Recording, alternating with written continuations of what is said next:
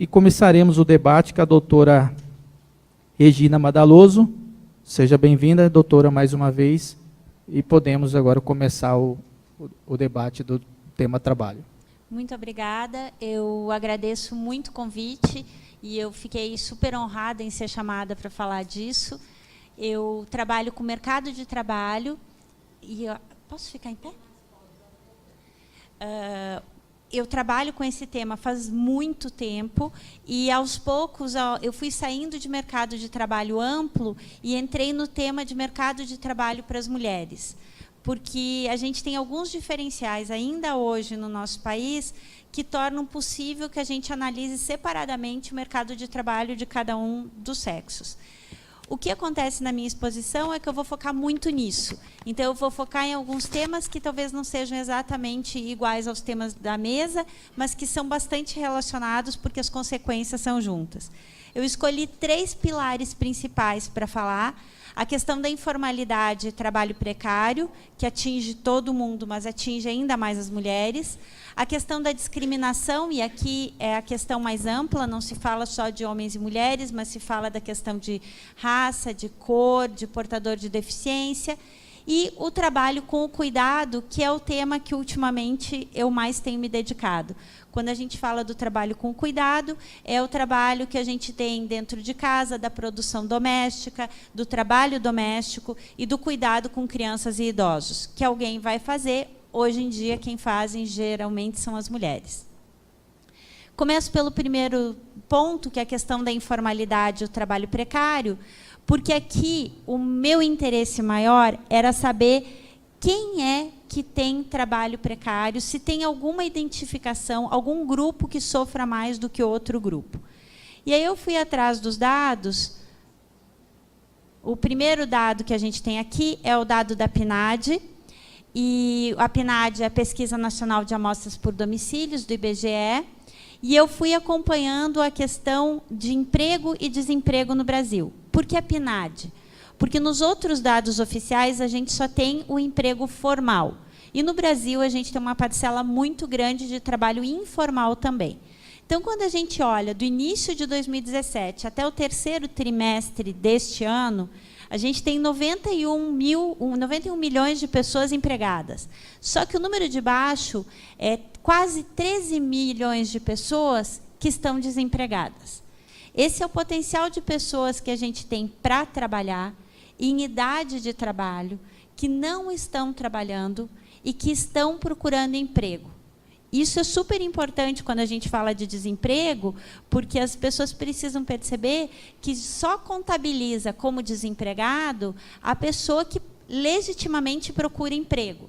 Se você não está trabalhando, mas também não está procurando emprego, você é considerado fora da força do trabalho.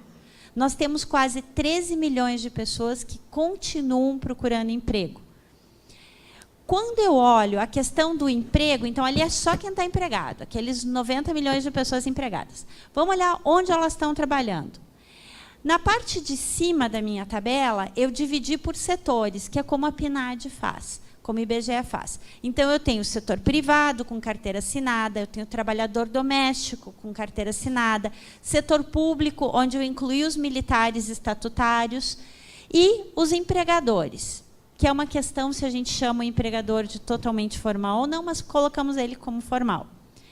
Isso dá 53% da população empregada nessas categorias. As categorias de baixo, que é 47%, são as pessoas que estão empregadas, mas elas não têm registro formal. Elas estão na informalidade.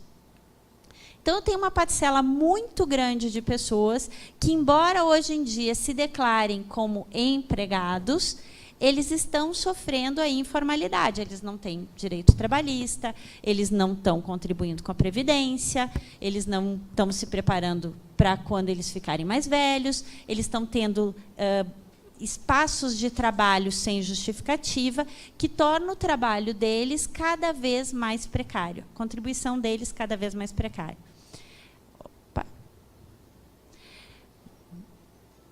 Eu vou devagarinho, tá? Senão eu vou passar muito rápido de...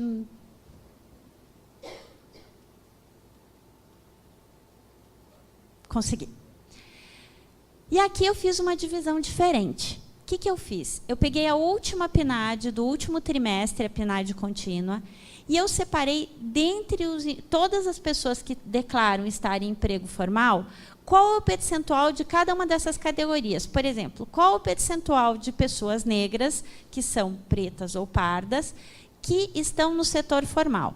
Quando a gente olha, 53% do setor formal é composto por pessoas negras.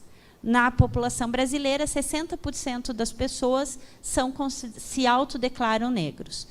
Mas quando eu vou para a parte informal, eles representam um percentual de 66%. Então, eu tenho uma parcela maior das pessoas na parte informal da economia, que são negras, do que na parte formal da economia. Então, este é um grupo que sofre mais a informalidade do que o grupo das pessoas brancas, ou dos amarelos, ou dos indígenas. Este é o grupo que está dentro da informalidade. Esse é o grupo que mais representa. Quando eu olho mulheres, olho dentro do setor formal, elas representam 41% dos empregados. Olho no setor informal, 49% dos empregados. Então, elas também estão ali. Onde a gente vê essa grande participação de mulheres no setor informal? Trabalho doméstico é um dos trabalhos que mais conta com informalidade e onde a gente tem 90% das pessoas que fazem trabalho doméstico sendo mulheres. Então, elas aumentam muito esse potencial de informalidade, de um trabalho mais precário. Quando a gente analisa a questão de educação, e antes do debate a gente estava falando sobre a importância da educação para tudo que a gente vai falar aqui, a pessoa que tem ensino fundamental, dentro da formalidade, representaria em torno de 26% dos empregados. Mas quando você vai para o setor informal, é 40%. Então, uma pessoa que não tenha se educado, não tenha estudado, tem muito mais chances de estar no setor informal do que estar no setor formal. Quanto mais você estuda, maior a probabilidade de que você venha para o setor formal. Você vai participar mais do setor formal. E, obviamente, o salário médio é mais baixo no setor informal do que no setor formal, o que torna o trabalho mais precário. Aqui são taxas de desemprego, e essas taxas de desemprego são do último trimestre, onde a gente estava com em torno de 12% de desemprego médio, mas o desemprego para as mulheres é sempre mais elevado, é em torno de 14%, e dos homens um pouco mais baixo. Eu puxei duas análises separadas para mulheres e homens, 10 anos da idade de aposentadoria, para ver o que está acontecendo com pessoas próximas da idade de se aposentar. Um movimento que eu não tenho muita documentação para passar para vocês, mas que a gente começa a perceber, são pessoas após os 50 anos de idade, perdendo emprego e com muita dificuldade de recolocação. Aqui, nessa minha amostra, o desemprego deles é mais baixo. Então, a gente não consegue saber se eles estão perdendo emprego e efetivamente continuam procurando emprego, ou se eles estão perdendo emprego e decidindo se aposentar ou ficar fora do mercado de trabalho mais cedo. Mas esse é um ponto que a gente vai ter que mais e mais prestar atenção, porque a nossa força de trabalho está envelhecendo, menos pessoas entrando nela, e o que a gente vai fazer, quanto tempo essas pessoas vão ter que trabalhar ou vão querer trabalhar, quais são as vagas que a gente vai ter disponível para eles, e como a gente vai lidar com isso. Eu separei 4 setores aqui, que também vieram da PNAD, mostrando a questão da formalidade e informalidade. O primeiro quadrinho da esquerda e de cima são de pessoas que trabalham na indústria. E o que a gente vê de 2012, esse dado começa em 2012 e vai até início de 2017, é que a participação da indústria na economia mais ou menos se manteve, em termos de empregados. Só que há uma troca, desde o início de 2016, de trabalho formal por trabalho informal. Então, a informalização leve, mas já começa a apontar, de trabalho na indústria. Nos outros setores, o padrão é mais ou menos constante, exceto o setor de comércio, que começa com uma formalização maior dos empregados. E o bem de baixo, o gráfico de baixo, com a linha laranja em cima, a linha laranja é o percentual de trabalhadores domésticos informais e a linha azul formais. Dos 4 setores que eu separei, é o único setor que a informalidade é muito superior à formalidade, o que torna esse trabalho difícil de conseguir constatar a informalidade no trabalho doméstico, mas ela ainda é muito grande. E a gente tem que encontrar um jeito de dar uma garantia para essas pessoas que exercem esse trabalho. Separei novamente 2 trabalhos que são trabalhos para pessoa, que geralmente as pessoas que estudaram menos se encaixam, que é o trabalho doméstico e o trabalho na construção civil, de pedreiro. E foi de propósito um trabalho super feminino, que é o trabalho doméstico, quase 90% de mulheres, e um trabalho extremamente masculino, onde 99% são homens, para comparar a questão da formalidade. Então, o que a gente vê aqui, e o meu ponto principal com esses números, é que as mulheres negras no trabalho doméstico são as que mais sofrem informalidade. E daqui a pouco eu vou falar um pouco sobre a questão de discriminação. Essa é a população que, dentro do trabalho, a gente deveria prestar mais atenção. Porque elas são prejudicadas quando elas conseguem emprego e elas são prejudicadas ao longo da carreira delas. Obviamente, em todos os trabalhos, quem está com carteira assinada, quem é trabalhador formal, tem salário mais elevado do que o trabalhador informal.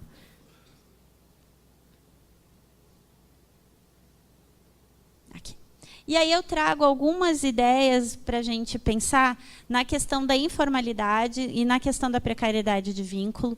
Na questão da informalidade, eu sinto falta de que a gente acompanhe mais de perto a questão dos setores que têm mais informalidade e que a gente consiga ter mais um acompanhamento e um diagnóstico melhor do que a gente pode fazer para incluir um maior número de pessoas dentro de um trabalho formal, dentro de um trabalho seguro.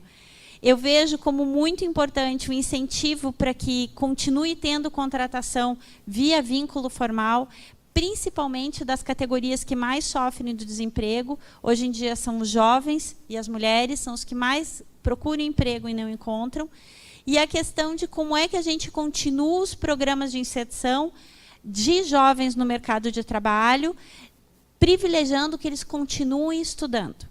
Essa é uma coisa muito importante, que inserir o jovem no mercado de trabalho como alternativa ao estudo não é uma política adequada para um país que queira se desenvolver. O jovem precisa continuar estudando. Agora, como a gente vai incluindo ele aos poucos, como a gente faz uma escola que seja preparatória para aqueles empregos que eles vão querer e que vão estar disponíveis. E não formar um jovem que não tem nada a ver com o que ele vai encarar no mercado de trabalho. Aí a escola se torna desestimulante, como a Marina falou, do estudo do PB. Se eu tenho que estudar algo que eu não vou usar, que eu não gosto e que não é útil, e que quando eu vou procurar emprego me dizem que não serve, é um desestímulo total para esse jovem continuar na escola. Eles têm muitas alternativas hoje em dia. Estudar é uma alternativa e não é das melhores, porque não é a mais agradável de todas. Então, como a gente pode fazer para incentivar esse jovem a continuar na escola, para eu conseguir colocar ele dentro do trabalho formal quando ele entrar e ele ter uma possibilidade de carreira? Na parte de precariedade do vínculo trabalhista, então, é a questão do apoio à profissionalização, vindo na mesma direção do que eu já falava antes, e da questão de uma fiscalização que seja mais efetiva para controlar qualquer tipo de abuso que a gente veja e de excesso de informalidade por si só já é excesso, mas mais do que a gente poderia considerar como flexível. O segundo ponto é um ponto de combate à discriminação. E pode parecer um ponto pequeno, pode dizer, não, mas nós temos tantos problemas no Brasil, você vai falar justamente de discriminação. Talvez esse seja um grande problema, porque a gente não assume como um problema. Porque a gente acredita que está tudo bem, que as coisas vão se resolver ao longo do tempo. Não está. No Brasil, nós temos 60% de pessoas que se autodeclaram como negras. Quando eu olho pessoas que têm ensino superior, elas representam somente 39% das pessoas com ensino superior. E se eu lembrar que lá atrás o vínculo formal ele se dá com a educação, é uma menor chance que essa pessoa tem, mesmo que ela tenha conseguido chegar no ensino superior. Aqui é um dado do Ministério do Trabalho. O Ministério do Trabalho divulga, que é só trabalho formal, o salário médio por cor e raça. A primeira barrinha, que é a menor, são os pretos, a segunda são os pardos. Então, os negros no Brasil recebem, sim, menos do que os brancos e do que os amarelos, que estão lá no fundo, que é a barrinha mais alta. Na média, eles têm salário mais elevado. Essa pesquisa foi divulgada agora em novembro pelo Instituto Locomotiva, e eu tirei esse gráfico do estado de São Paulo, porque eu acho ele muito interessante. Quando a gente fala que os negros não estão incluídos no ensino superior, esse gráfico de cima mostra.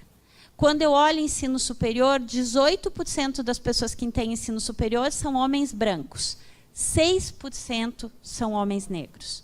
21% mulheres brancas e 9% mulheres negras. Então, a participação no ensino superior, isso aqui é só para pessoas com 25 anos ou mais de idade. Realmente, as pessoas negras têm menos ensino superior, menos participação do que as pessoas brancas. Mas vamos ver aqueles que têm. Se eu comparar o salário médio, porque uma das desculpas para o salário ser diferente é, mas não tem pessoas que estudaram. Vamos usar pessoas que estudaram, completaram ensino superior. E vamos ver a média salarial. E aí essas bolinhas são as bolinhas do tamanho do salário. Quem mais ganha salário médio com o ensino superior? Homens brancos. Em segundo lugar, homens negros. Em terceiro lugar, mulheres brancas. E, por último, mulheres negras. Então, com o mesmo nível educacional, a gente tem, sim, diferença de remuneração. É claro, mas as pessoas escolheram uma área diferente, a gente pode discutir tudo isso. Quando controla para tudo isso, quando eu torno as pessoas muito similares nas escolhas, ou dou prêmio ou puno pela escolha, mesmo assim existe diferença. Entre homens e mulheres no Brasil, hoje é 19%, controlado para a educação e para o tipo de atividade que exerce. Então, essa diferença ainda existe. Quando eu falo de mulheres, mulheres são 51% da população brasileira, e nós representamos 58% das pessoas com ensino superior. Desde a virada dos anos 2000, houve uma virada de educação com um número maior de mulheres ingressando e concluindo o ensino superior do que homens no Brasil. E aí, de novo, dado do Ministério do Trabalho. Se eu pegar pessoas com o mesmo nível educacional, se eu pegar uma mulher analfabeta e um homem analfabeto, a diferença de salário é de 16%. Então, o homem analfabeto ganha 16% a mais do que a mulher analfabeta. Então vamos lá. Ensino fundamental. A diferença aumenta. E vai aumentando. Até quando no ensino superior, uma mulher com ensino superior e um homem com ensino superior, a diferença chega, na média, a quase 40%. Existe algo por trás disso e não me parece que isso seja pequeno, porque isso incentiva ou não as pessoas a continuarem no mercado de trabalho e continuarem investindo na própria carreira. Neste ponto aqui,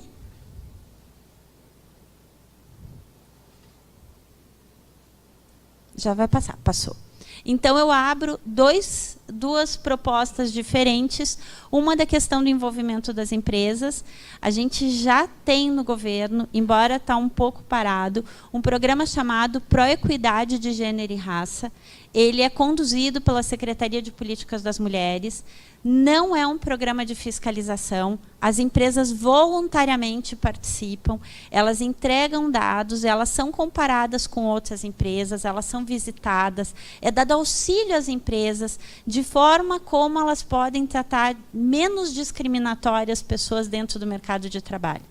Bom, talvez eu não queira entregar esses dados para a Secretaria de Política das Mulheres. Então, ok, nós temos um programa da ONU Mulheres, que se chama Princípio de Empoderamento da Mulher, onde você também pode passar seus dados e você vai ter contato com outras empresas que fazem as mesmas coisas para diminuir a discriminação contra as mulheres no mercado de trabalho. A gente tem algumas leis em outros países. No Reino Unido tem uma lei que já passou a vigorar, onde todas as empresas com 250 empregados ou mais são obrigadas, é lei, a declarar publicamente a diferença salarial entre homens e mulheres. Eu trouxe o print da tela de uma das empresas. Essa aqui, desculpa que eu estou com dificuldade de mexer nisso aqui, mas tudo bem. Aqui, mais um. Ali.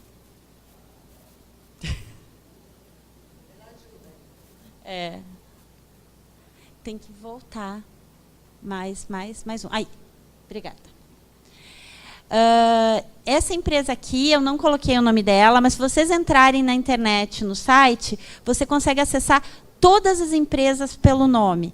E ela divulgou, então, que, na média, as mulheres daquela empresa ganham 8,4% a menos do que os homens, para os mesmos cargos. E quando eu faço a mediana, ou seja, aquele corte que eu divido, metade das pessoas estão para o lado de cá, metade das pessoas estão para o lado de lá, as mulheres estão 1% acima dos homens. Quando eu olho a questão de bônus, eles também têm por quartis, os bônus, se vocês olharem a linha de baixo, 46% dos homens recebem bônus no final do ano e 83% das mulheres dessa empresa recebem bônus. Só que, de quem recebe bônus, as mulheres ganham 66% do bônus que os homens ganham. Tanto na média e na mediana, 52% a menos.